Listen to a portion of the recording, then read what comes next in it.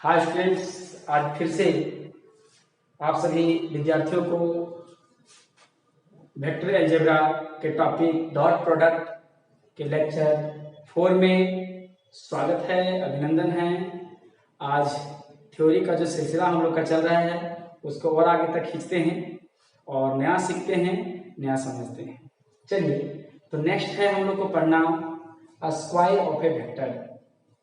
हाँ, इससे पहले हम लोगों ने कल का जो वीडियो था, इसका जो प्रीवियस वीडियो था लेक्चर 3, उसमें हम लोगों ने सीखा कि लास्ट मैंने सीखा था कि condition of the perpendicularity and condition of the parallelism. उसी थ्योरी को आगे बढ़ाते हैं और अगला टॉपिक आता है a square of a vector. तो a square of a vector क्या है वो देखते हैं। तो ध्यान देंगे, since A dot A equal to क्या होगा बताइए। Since A dot B equal to क्या होगा बताइए। Magnitude of B cos theta. Therefore इसी थ्योरी के लिए हम लोग ये बात लिख सकते हैं कि A dot A, A dot ए क्या होगा, जहां जहां बी है वहां ए होगा, ए का मैग्नीट्यूड, फिर से ए का मैग्नीट्यूड और कॉस 0 डिग्री। 0 डिग्री क्यों? क्योंकि सिमिलर वेक्टर के लिए हमें सिमिलर वेक्टर के बीच में हमेशा एंगल कितना बनता है, 0 डिग्री। ठीक ना? अब बताइए क्यों थीटा इक्वल टू 0 डिग्री क्यों बाबू? सिंस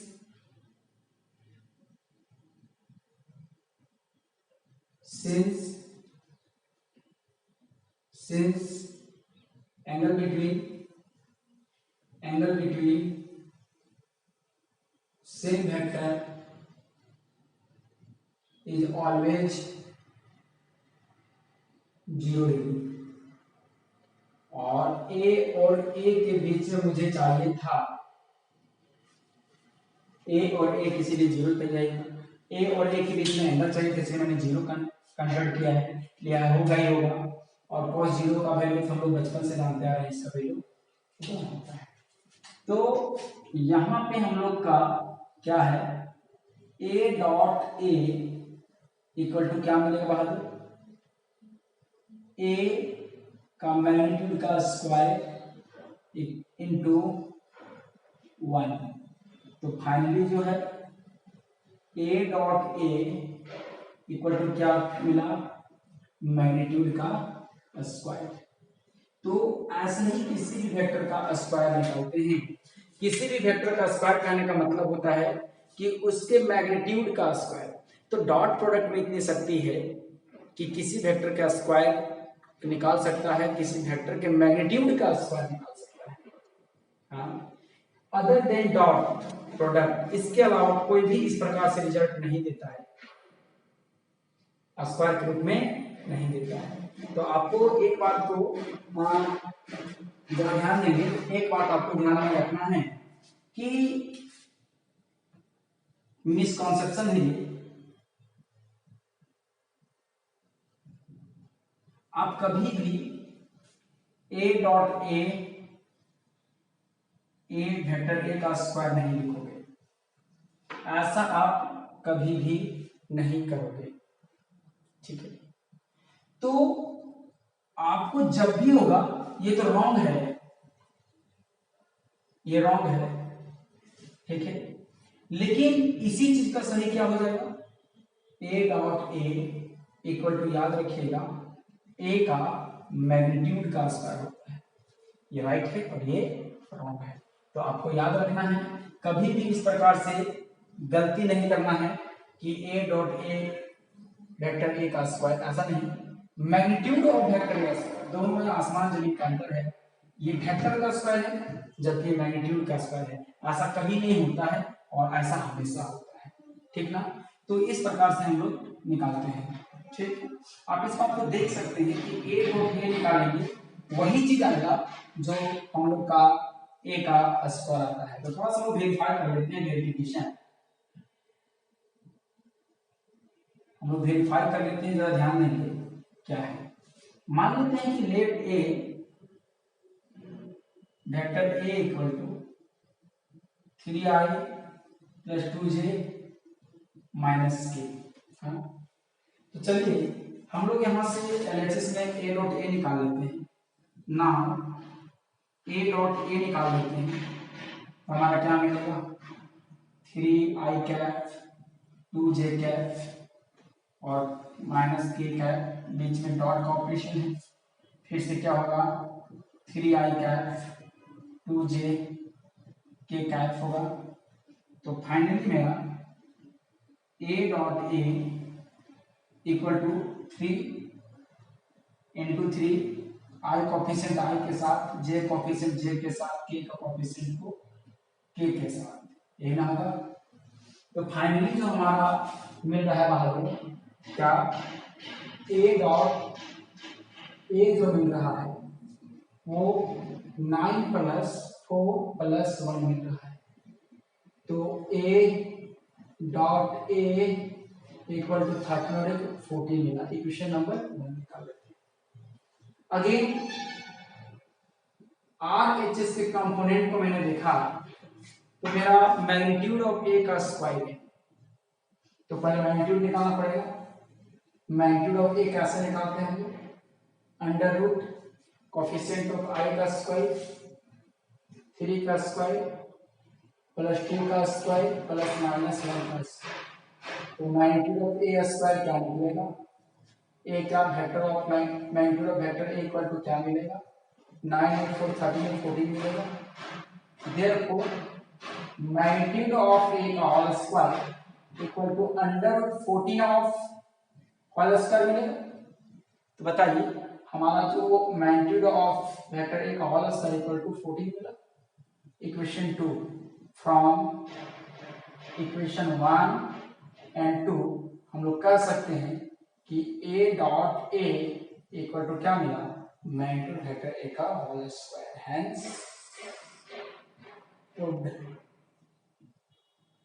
बस में। तो इस प्रकार से लोग किसी भी को वेरीफाई कर सकते हैं। आप इसका स्क्रीनशॉट ले लें।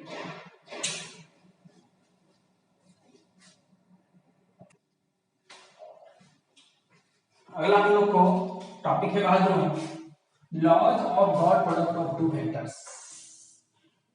टू वेक्टर्स के डॉट प्रोडक्ट करने के क्या नियम हैं उसको हम लोग देखते हैं। तो पहला जो नियम आता है वो होता है कॉम्यूटेटिव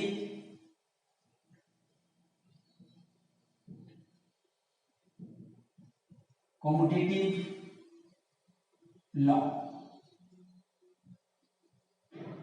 ये कॉम्यूटेटिव लॉ क्या होता है तो जरा ध्यान दीजिए। कॉम्यूटेटिव लॉ होता है ए डॉट बी, बहुत इंपॉर्टेंट है, equal to B dot A. इससे आपको कोई फर्क पड़ने वाला नहीं है। आप ए डॉट बी के बदले पे B dot B vector A लिख सकते हैं। आप इसका थोड़ा सा वेरीफाई भी करके लिख सकते हैं, है ना।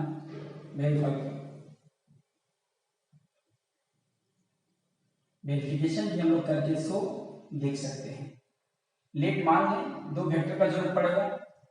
Vector A equal to I minus 2j plus K और vector B equal to 3i minus j plus 2k। हाँ, तब हमें A dot B left hand term के लिए ए डॉट बी निकालना है और राइट हैंड टर्म के लिए बी डॉट ए निकालना है। तो नाउ हम लोग राइट हैंड टर्म के लिए निकाल रहे हैं क्या ए डॉट बी निकाल रहे हैं।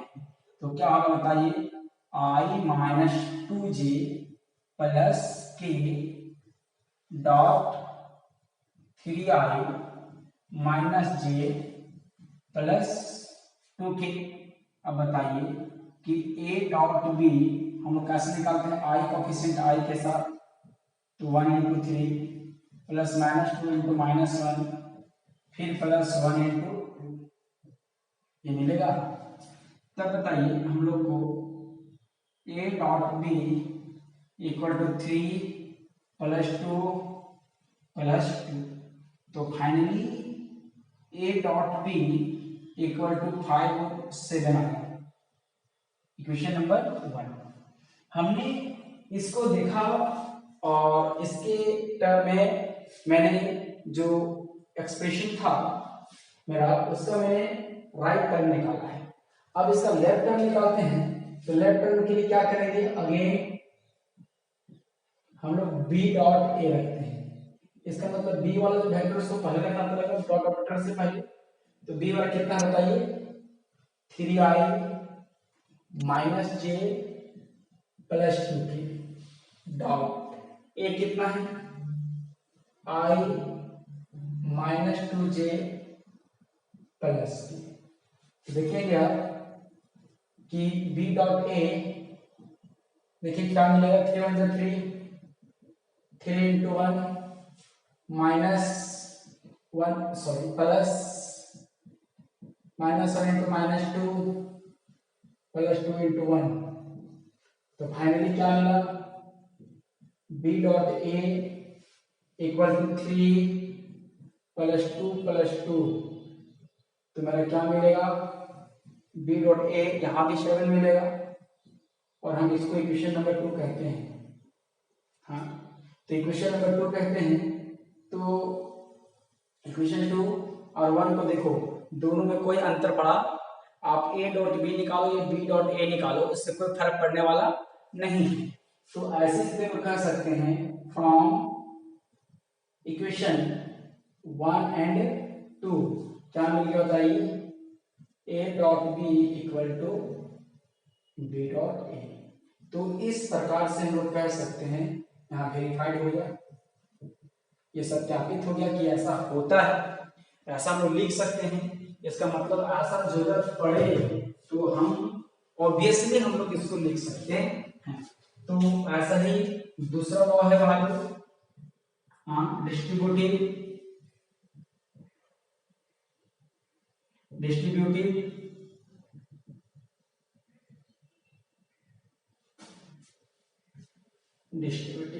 स्पेलिंग है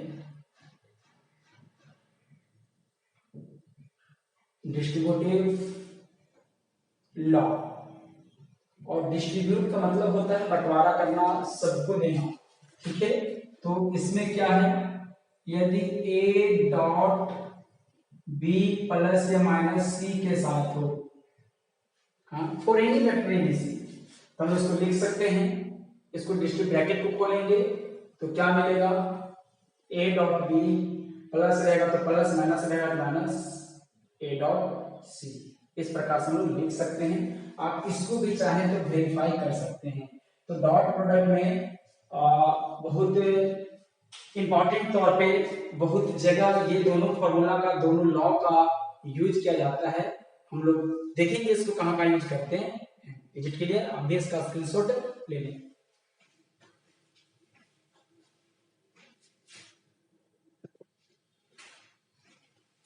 नेक्स्ट हम लोग को कुछ फॉर्मूला हैं डॉट प्रोडक्ट में, उसको पढ़ना है।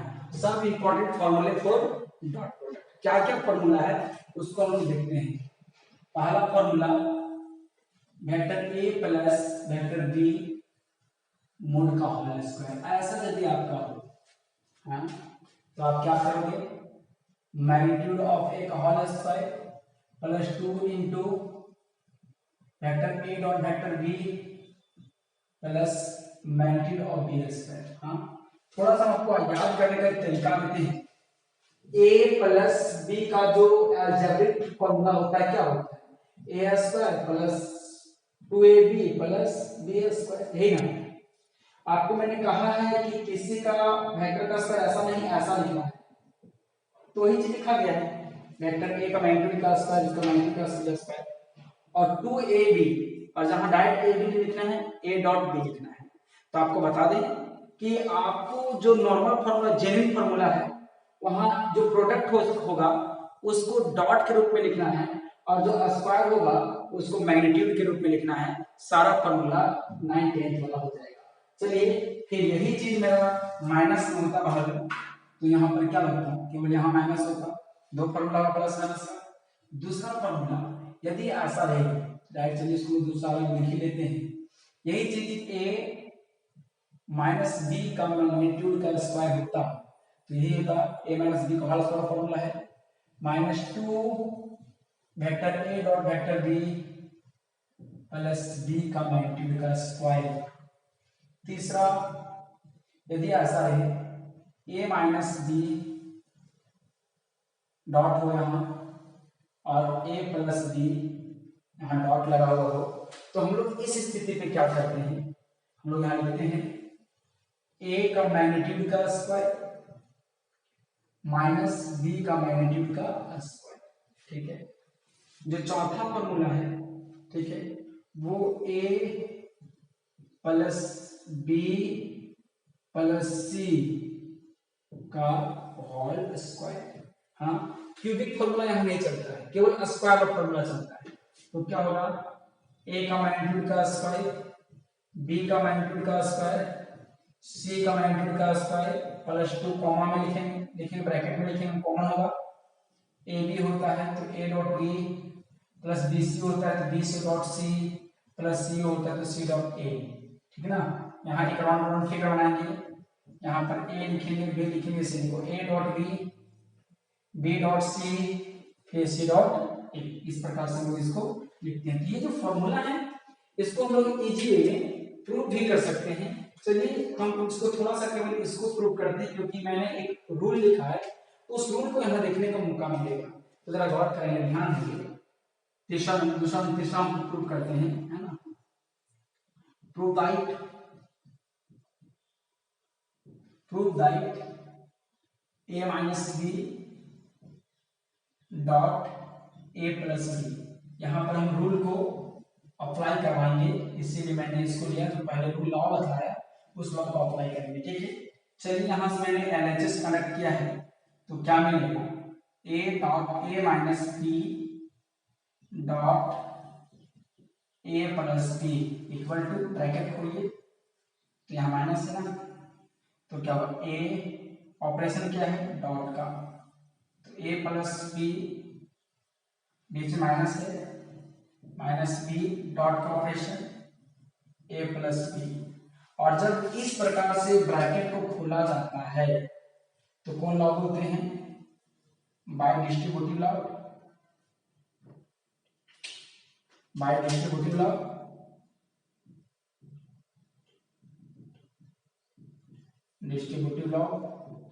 यही ना। तो यहाँ पर हम लोग इसको खोलेंगे तो क्या मिलेगा, जरा ध्यान देंगे। देखिए a डॉट ए मिलेगा plus a dot B minus क्या मिलेगा, b dot A minus b dot B. और हम लोग जो है यहाँ पर अभी फिलहाल तत्काल हमने कहा था कि किसी का सिमिलर का डॉट होता है तो यहाँ पर क्या हो जाएगा, मैग्नीट्यूड का स्क्वायर हो जाएगा। और ये देखिए ए बी है और ये बी ए है, तो यहाँ पर एसोसिएटिव लॉ से, सॉरी कम्यूटेटिव लॉ से हम लोग क्या करेंगे, बी इसको ए डॉट बी लिख सकते हैं, लिख सकते हैं। यहाँ पर कौन लॉ से, कौन लॉ,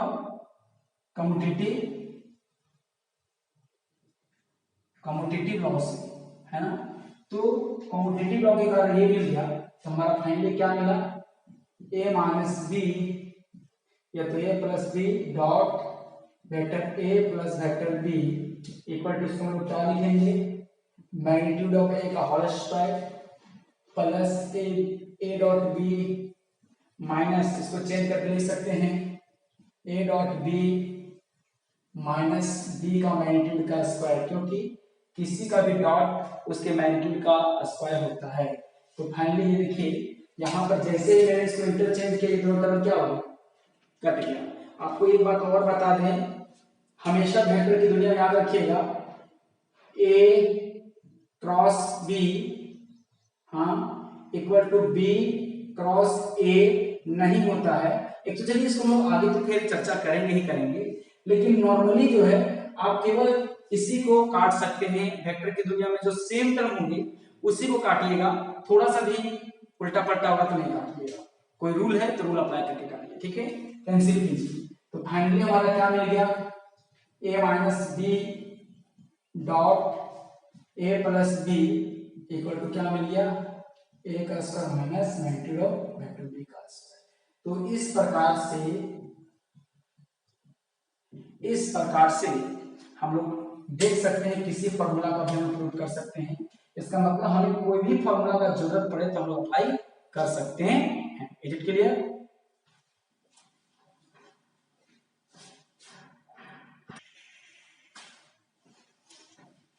एक वेक्टर की दुनिया में एक बहुत ही इंपॉर्टेंट बात है, इस बात को हम लोग थोड़ा देख लें क्या कहता है।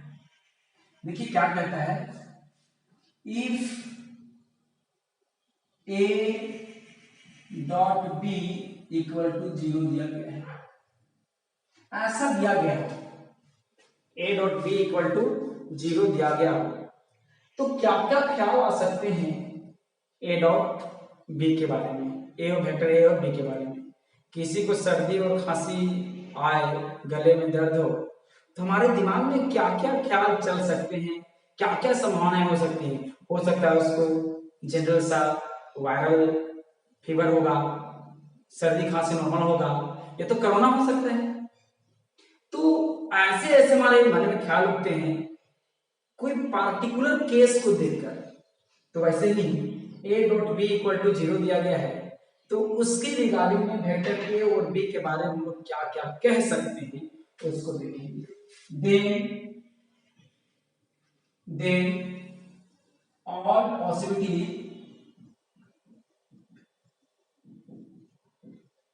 possibilities about vector a and vector b are, क्या क्या पॉसिबिलिटी हो सकते हैं वो हम लोग देखते हैं। पहला पॉसिबिलिटी ये हो सकता है आइदर वेक्टर a और वेक्टर b आर 0 वेक्टर। इन दोनों में से कोई भी एक 0 हो जाए तो भी रिजल्ट में 0 ही देगा। इन दोनों में से ए हो, यदि बी 0 रहे तो भी क्या देगा, 0 ही देगा। इसका मतलब दोनों में से कोई एक 0 दे तो भी हम लोग का क्या होगा, 0 ही होगा, ठीक है। दूसरा हम लोग कह सकते हैं vector A and vector B both are 0 vectors. दोनों का दोनों 0 वेक्टर हो सकते हैं। जैसे a dot b equal to 0 दिया गया है, एक्चुअली 0 नहीं होता, 0 वेक्टर होना चाहिए था, ठीक है, हर जगह 0 वेक्टर होना चाहिए। तो जरा गौर करेंगे, ध्यान देंगे, 0 क्योंकि डॉट प्रोडक्ट होता है, हम लोग लिखते हैं स्केलर क्वांटिटी से लिख सकते हैं। तो a dot b equal to 0 दिया गया है, तो 0 आने के लिए दोनों का दोनों 0 वेक्टर हो जाए तो भी 0 मिलेगा। हम ये कहना चाहते हैं कि दूसरी पॉसिबिलिटी ये है। और तीसरी पॉसिबिलिटी ये है, ये vector a and vector b are perpendicular, है ना, vector a and b are perpendicular. तो कभी हम प्रॉपर्टी बताए थे, यदि a dot b equal to 0 रहे तो वैसे स्थिति में दोनों वेक्टर के बीच में क्या रिश्ता हो सकता है, परपेंडिकुलरिटी का। हम लोग कहेंगे यदि a dot b equal to 0 दिया गया है तो a वेक्टर b वेक्टर दोनों में से कोई एक 0 हो जाए तो 0 कर देगा। ये तो दोनों 0 हो जाए तो भी 0 होगा, ये तो दोनों 0 नहीं हो, ये नाम ये बोल रहा है ना हम 0 होंगे ना तुम 0 होगा, एक कहता है ना हम 0 होंगे, बी कहता है हम भी नहीं होंगे, तो रिजल्ट में 0 आना है। तो बोले चलिए हम भी 0, ना हम 0 ना तुम 0, हम दोनों एक दूसरे का परपेंडिकुलर, ठीक है। तो ऐसा ही तो ये एक बात ये भी थोड़ा एनसीईआरटी में क्वेश्चन है कि यदि वेक्टर ए का मैग्नीट्यूड का स्क्वायर इक्वल टू 0 दिया गया है and A dot B equal to 0 दिया गया है, देन व्हाट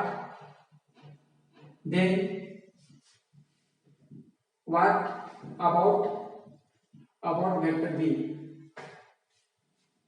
वेक्टर बी के बारे में क्या क्या कहा जा सकता है, क्या हो सकता है, तो सोचिए, रीजनिंग है, लॉजिक है, केवल पता ही कि ए का स्क्वायर इक्वल टू 0 दिया गया है, तो magnitude of A equal to क्या मिलेगा, 0 मिलेगा, 0 का रूट मिलेगा, तो मैग्नीट्यूड ऑफ ए क्या मिलेगा, 0 मिलेगा। तो वेक्टर ए ये मैग्नीट्यूड है, तो वेक्टर ए का मैग्नीट्यूड 0 है, देयरफॉर क्या मिला, ए इज ए 0 वेक्टर, हाँ 0 वेक्टर हो गया।